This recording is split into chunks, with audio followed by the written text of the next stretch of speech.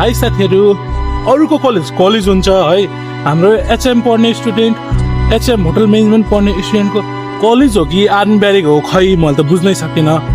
आज गल्तीले यो टाईको गाँठो अलिकति सानो अनि जुत्ता अलिकति कम टल्किएछ के, गेटमा सरले यसरी रोक्नुहुन्छ कि मैले आज कलेजभित्र गएर ठुलो काण्डै गर्न लाग्छु जस्तो के। सरले भन्नुहुन्छ अझै, बाबु तिम्रो ग्रुमिङ मिलेन, घर जाऊ, यो सेभ गरेर आऊ रे। साला सेभ गर्दा दिनमा 3 चोटि सेभ गर्दा गालामा यहाँ छाला निक्लिसक्यो यार, गालाको त्यही पनि सेभ गरेर आऊ। चाहिँ यहाँ सर्भिस पढ्न आएको कि सुपरस्टार बन्न आएको के थाहै छैन के।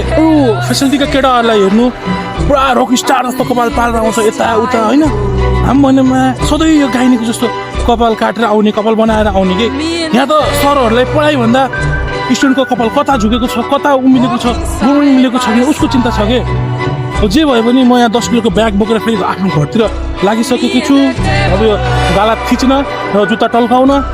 हजुरहरूको पनि चाहिँ यस्तै छ भने यो भिडियो सेयर गरिदिनु होला।